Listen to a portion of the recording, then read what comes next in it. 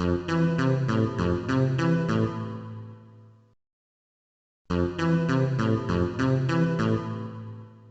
for now, I would like to invite Jack Sheldon, who's going to tell us a bit about his work on sub-state territorial representation. Jack, would you like to take it away? So thanks, Gavin.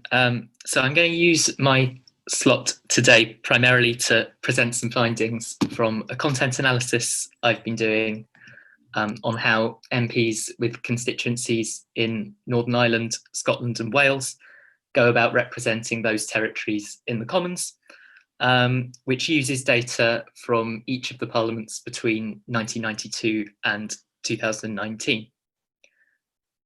This is, as people will know, a period when territorial politics has often been highly salient in the UK, and also a period in which the UK's institutional landscape has transformed as viewed from Scotland, Wales and Northern Ireland, through the introduction of devolved parliaments and the subsequent development of their powers over time. A process which has resulted in the UK often being described as quasi-federal by academic experts, and patterns of party competition in different parts of the UK have increasingly diverged over this period, with different parties finishing as the largest party in each of England, Northern Ireland, Scotland and Wales at the last 3 general elections. And these various developments have led some academics to suggest that it's inaccurate to think of the UK as a single political system anymore. Roger Owen-Scully, for example, in a book that he published in 2018, asked whether we're witnessing the end of British party politics, and to bring this now to legislatures, suggested that in some respects the House of Commons increasingly resembles the European Parliament, whose members are democratically chosen but from a disconnected series of separate national electoral contexts. Now, members of the House of Commons from the different parts of the Union operating within distinct parliamentary spheres is not something new at all. As long ago as the 1970s, there was a body of research that found that parliamentary activities of members with constituencies in Scotland and Wales were focused disproportionately on sub-state dimensions. At the time, this included participating in debates on Scottish and Welsh legislation, as well as asking questions focused on these territories. And there was also, interestingly, at that time, some speculation about how devolution might impact on the role of these MPs were it to be introduced. William Mishler and Anthony Moogan predicted that they might struggle to find a role, while Michael Keating suggested that they might become increasingly redundant, given that many of the issues they'd previously focused on would no longer be Westminster's responsibility. Though David Judge and Donald Finlayson took a slightly different perspective on these questions at the time, suggesting that Scottish MPs might still have a need to prove their Scottishness. In the event, devolution, of course, wasn't implemented in the 1970s, and when the current devolved institutions were eventually established in the 1990s, questions about the implications for the central legislature seem to have been much less discussed, other than a single book chapter by Akash Pound published in 2008, which was a limited study by the author's own admission. I'm not aware of any work that systematically analyses the roles of Scottish, Welsh and Northern Irish MPs in the post-devolution context. This is something of a curious oversight, I think, given that during recent general election campaigns, parties and candidates from these territories often pledge to act for their sub-state territory at Westminster if they're elected.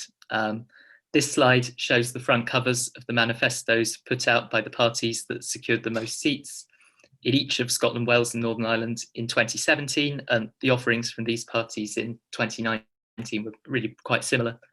And it's clear from these that, at least in the electoral context, the focus on the sub-state level is quite literally front and centre.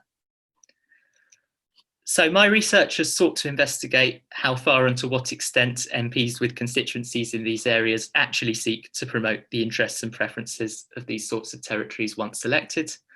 That is, to use Pitkin's well-known terminology, how they go about substantively representing these territorial areas.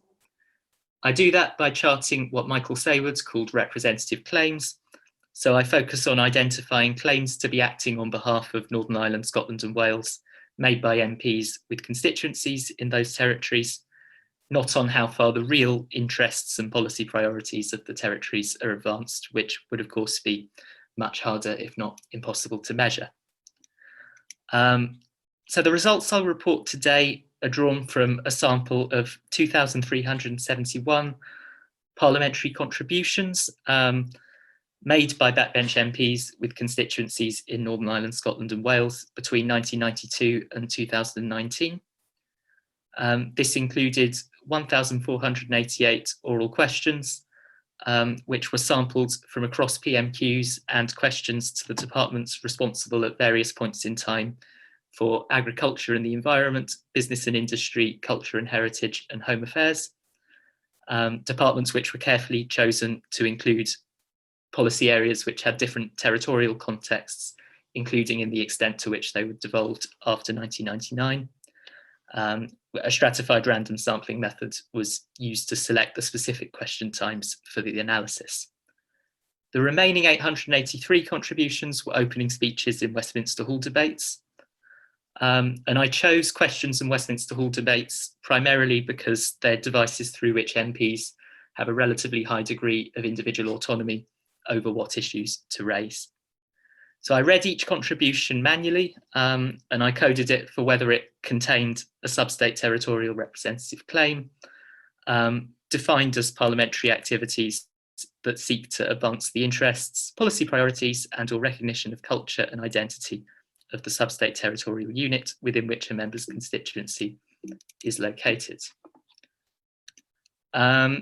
Those that were coded as containing a sub-state territorial claim were then additionally coded within one of 4 categories of a typology I've developed. For the sake of time, I won't discuss these categories in any depth now, although of course I'd be happy to discuss them more in Q&A. So I'll come now to some of my results, and I should say that these are tentative at this stage. I only completed the content analysis just before Christmas, and I'm still working on how best to present and interpret the data generated.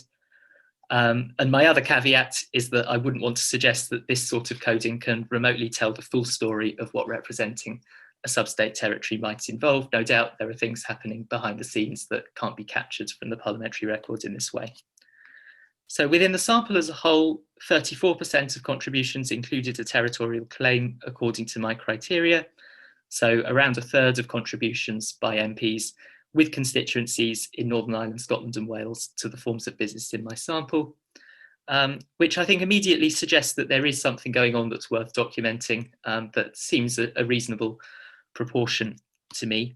And this increases steadily across the parliaments in my sample, with each parliament except for 2005 to 10, seeing a higher overall proportion of coded contributions than the previous one. The 92 to 7 figure isn't quite comparable because there weren't Westminster Hall debates then, but when broken down into the 2 categories of business, as you can see on the right hand chart on the screen there, the increase in territorial claims is visible across both, with the higher figure for Westminster Hall debates, probably because the contributions I was analysing there were longer and so included more space for a territorial claim to be made. So overall, it does seem that territorial claim making has become rather more rather than less common since the introduction of devolution, and to have particularly picked up since 2010. Broken down by territory, territorial claims are actually most common among MPs from Northern Ireland, which is perhaps not so surprising when you consider that all Northern Irish MPs represent parties that compete just in Northern Ireland, not also across the rest of the UK. Though interestingly, the proportion of contributions to include a territorial claim for MPs in Northern Ireland declines over the last few parliaments in my sample, with the overall increase primarily resulting from a significant increase in territorial claims among Scottish MPs. Now, the intuitively obvious explanation for this is to suggest that it's an SNP effect, given the large increase in their representation after 2015. And indeed, parties that compete in one part of the UK do tend to make territorial claims more often as a proportion of their contributions, which is what you'd expect given their overall objectives and backgrounds.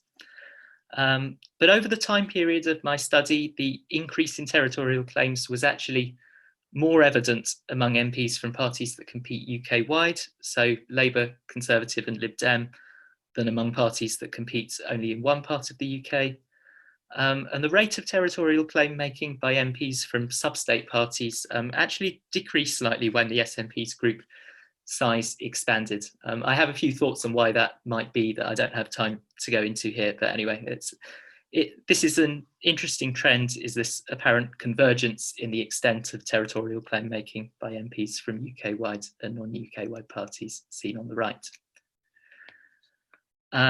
So to try and investigate this a bit further, I broke the UK-wide parties down into their Scottish and Welsh groups. In the early years of devolution, these differences are quite modest, especially for the Labour Party, which accounts for the vast majority of these MPs up to 2015.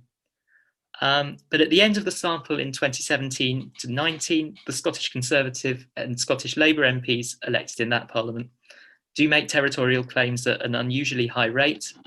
It's a bit hard to see on this graph on the right of the screen because the line is broken where there weren't Scottish Conservative and Labour backbenchers in 2015 to 17, but they're the dots next to the arrow, if that makes sense, and they are interesting outliers. So although this is just one parliament and two relatively small groups of MPs, it lends some support to the thesis that Scotland at least is becoming an ever more separate political sphere, with implications not just for electoral politics, but also for what its MPs focus on. Lastly, I wanted to turn to my modes of sub-state territorial claim making. These are something I'm really interested in the context of my wider project, and I don't have time to do justice to them here. But as this clearly shows, overall, the big trend is towards a greater focus on what I call, thank you, representation of sub-state political institutions. This includes MPs seeking to use Westminster to advance the policy agenda of a devolved government, or to note a devolved parliament's position on an issue, and also instances where MPs criticise the policy or performance of a devolved government. And that's something that really seems to have, as I say, increased over the time period, having obviously, for obvious reasons, been completely absent in 92 to 97. And I find this so interesting because I think it hints at how the post-devolution role of MPs from these territories has evolved. Instead of retreating from territorial politics and becoming, foreign affairs and defence specialists, as some people have predicted, their territorial role actually appears to have adapted to the reality of the context of devolved powers, and in some respects, indeed, does seem to have become reminiscent of the role of territorial representatives in a federal system. So to conclude then, the content analysis I've done has found evidence that MPs with constituencies in Northern Ireland, Scotland and Wales continue to devote a significant proportion of their spoken parliamentary contributions to seeking to represent sub-state territories. Indeed, the extent to which MPs with constituencies in these areas engage in sub-state territorial representation appears to have increased since the introduction of devolution, if anything, particularly over the past few parliaments and among parties that compete across the UK as a whole. So this suggests that rather than switching to a UK-wide role focusing on reserved matters, MPs have instead adapted to the new reality. Now, there's much more to do to investigate the drivers and the consequences of this behaviour, which I'm now starting to do through interviews. But I do think that just the fact that MPs from these areas have such a distinct focus is something that ought to be acknowledged more in accounts of the roles and functions of Westminster MPs.